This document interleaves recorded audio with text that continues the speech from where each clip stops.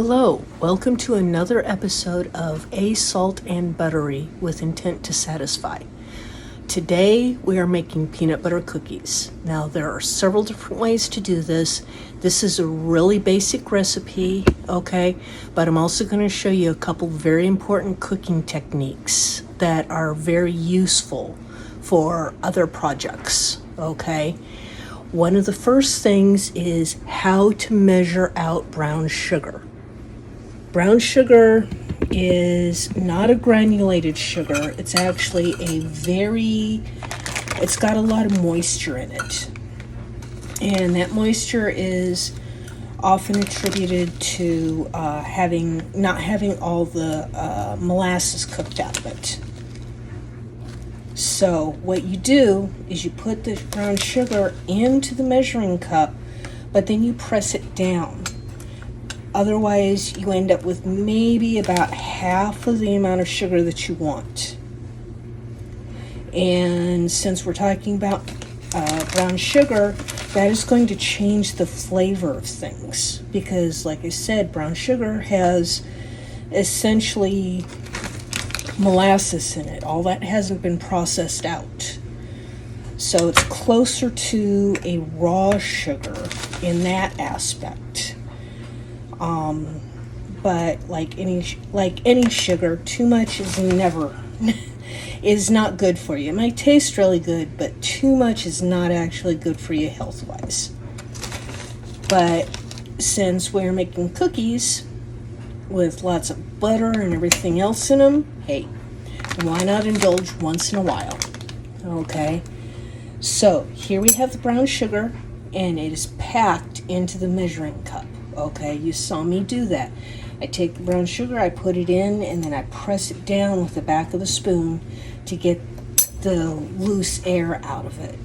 And that gives you more sugar. Now I'm adding it to the room temperature butter and peanut butter that I have in the bowl, as well as the white sugar. And then what I'm going to do is I'm going to do a process that's called creaming the sugar and creaming the sugars together. And with this, because we're doing peanut butter, we do the peanut butter, both the sugars, the white sugar and the brown sugar, and the butter all together. And the creaming is not really a mixing. It's using the back of the spoon, and you're almost like rubbing it against the side of the bowl. Okay, and you go down and you grab some more still with the back of the spoon, because it's accumulating the butter and the peanut butter, and you pick up the rest of the sugar. And this takes a little bit to do, but it combines it very, very well. Okay, much better than just mixing it in this situation. And you can switch directions. You can do it whatever direction you want. And this is once again something, if you have a stand mixer, you can get away with doing it all in that, okay? But if you don't have a lot of fancy tools, then you don't need a stand mixer to get this done. You don't need anything fancy. All you need is a bowl and a spoon, and you can make this.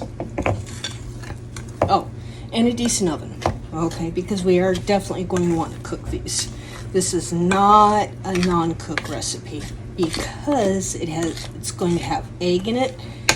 Now, since I have most of this all mixed together, okay, now I'm going to switch to more of a mixing to make sure I have all the sugar, that nothing's hiding on the bottom or in the corners like I just found.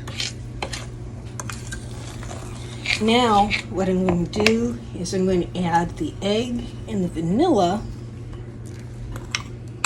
And for the vanilla, you can use a vanilla bean paste, you can use a vanilla extract, whatever you happen to like.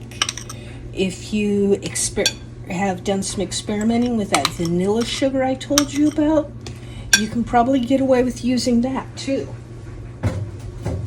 You'll just have to replace some of the sugar with the vanilla sugar.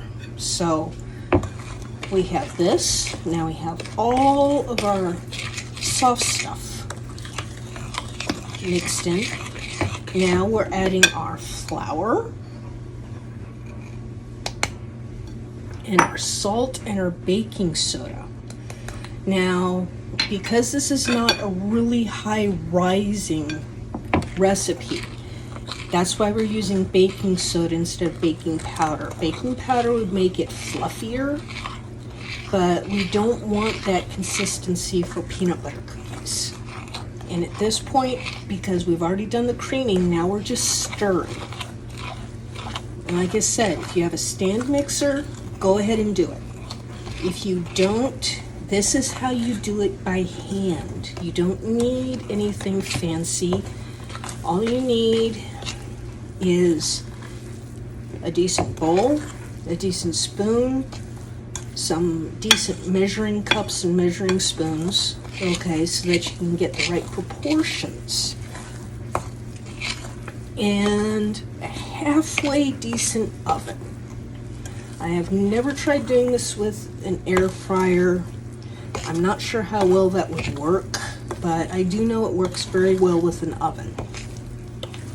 Now we have all the dough mixed together. And what I'm going to do now is I'm going to take a butter knife, scrape it off. Now, if you trust your eggs or you're using a liquid egg substitute, at this point you can get away with licking the bowl, licking the spoon, okay? Because this is good stuff, okay? Don't let it go to waste.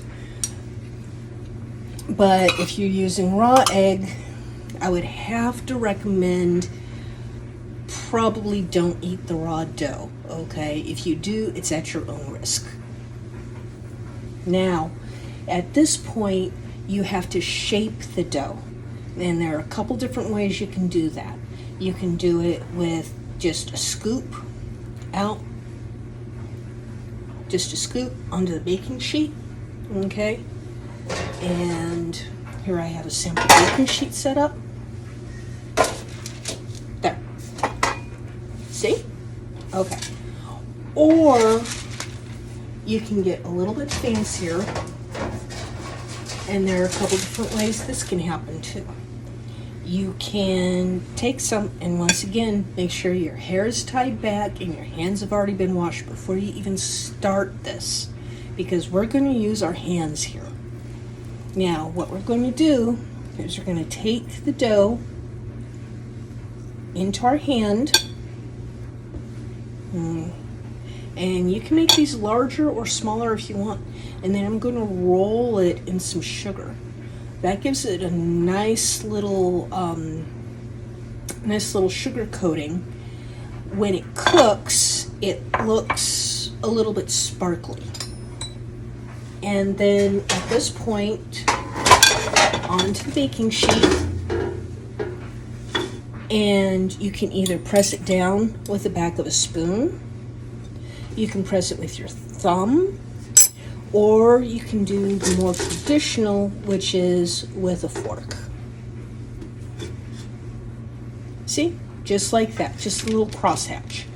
Now, I'm actually doing two different things with the peanut butter cookies today. One thing I'm doing is the standard, which is the crosshatch. Another thing I'm going to do is, I will demonstrate this here with this one. I'm actually going to take and do like a thumbprint in it. Because what I'm going to do is I'm actually going to take and put some jelly in this, and I'm going to make some peanut butter and jelly cookies. So I'm going to finish up shaping these, and then what I'm going to do after I've shaped all of them is I'm going to put them in the freezer for at least 20 minutes. The reason I do this is because then they hold the shape a little bit better, and they also don't spread as much. Especially when you're using a high butter content like this, the spreading can get really irritating. You can end up with some really, really thin cookies. Now, if that's what you want, that is perfect. Go for it.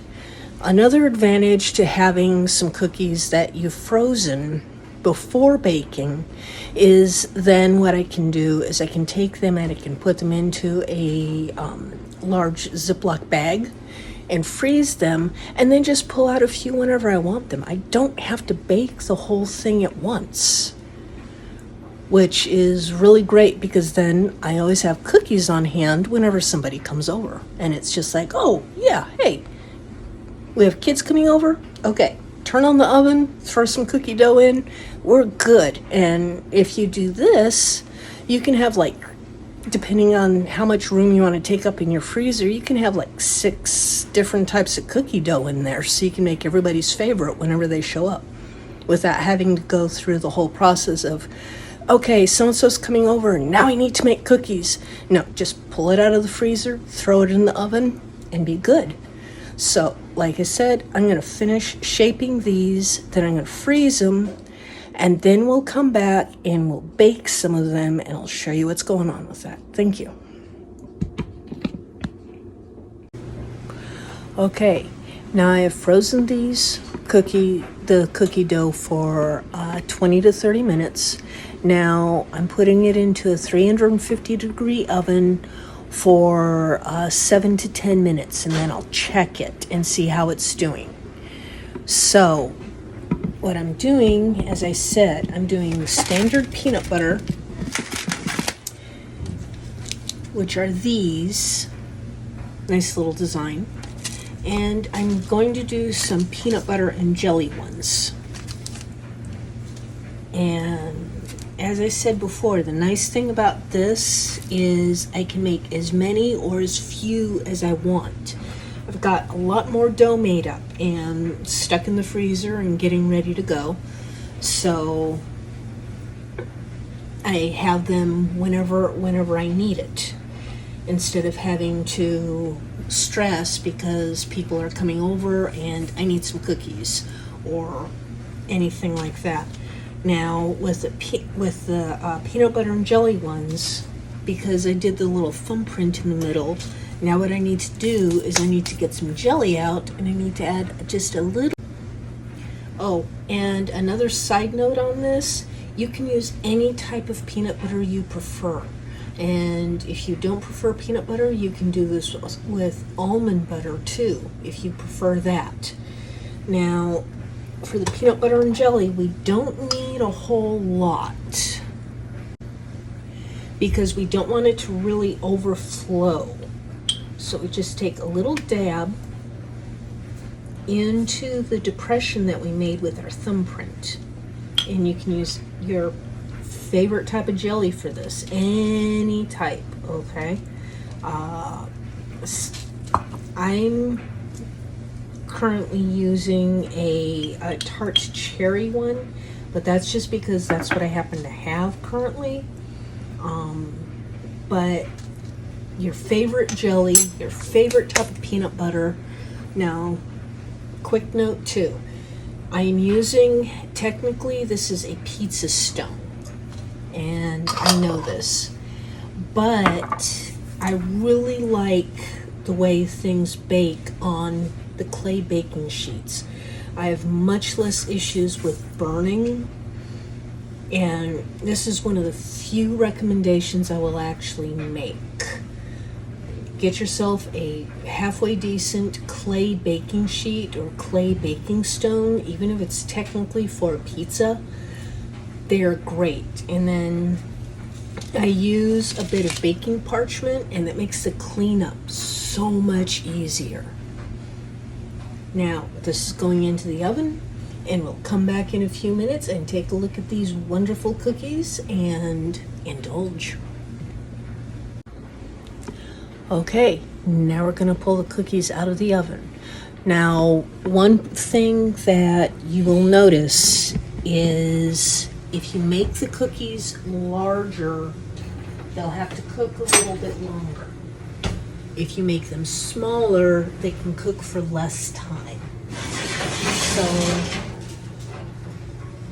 I made mine a little bit larger, so they had to cook for closer to 15 minutes. If you make them smaller, they cook faster. But now I need to let these cool. But as you can see, we have some nice browning around the edges. This was my first experiment with doing peanut butter and jelly cookies. As you can see, it's a little bit messy, but it should still taste good.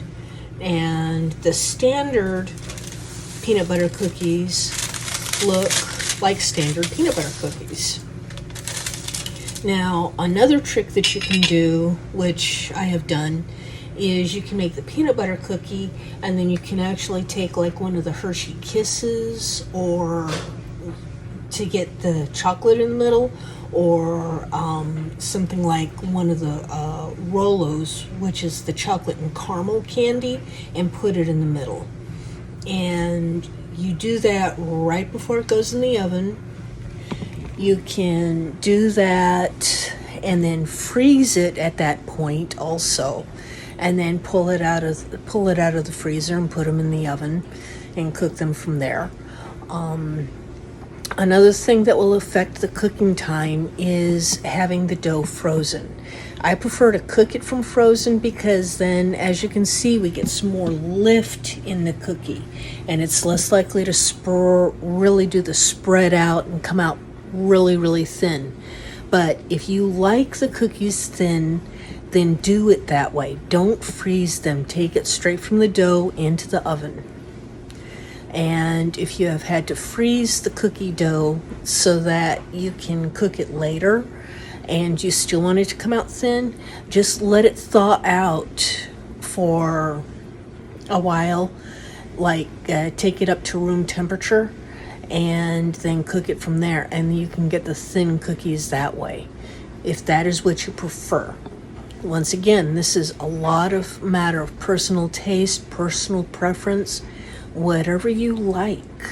So give this a try. Let me know what you think. And thank you. Okay, now, peanut butter cookies. This is part of the reason why I like to cook my cookie dough from frozen. As you can see, we get more overall lift if we do it from frozen. Okay, that means we get more thickness to the cookie. And so this cookie dough has been frozen for at least 24 hours. And like I said, I like to cook it directly from frozen because then in the end we get slightly thicker cookies. Okay, if you cook it from just having mixed it up, it's going to spread more and be thinner. Now, if that's what you want, that's fine. Go ahead and do that. Even if you don't have the time to freeze them, this is still cooking it straight from the dough is definitely a very acceptable and still very delicious cookie. But if you have the time, go ahead and freeze it. And like I said before, what I like to do is I like to make up large batches of dough, form it, roll it, whatever, and then freeze it, and then it's available whenever I need it. I just pull it out of the freezer and I have fresh cookies ready to go. So thank you. This was another episode of A Salt and Buttery, and go ahead and enjoy the cookies, and I'll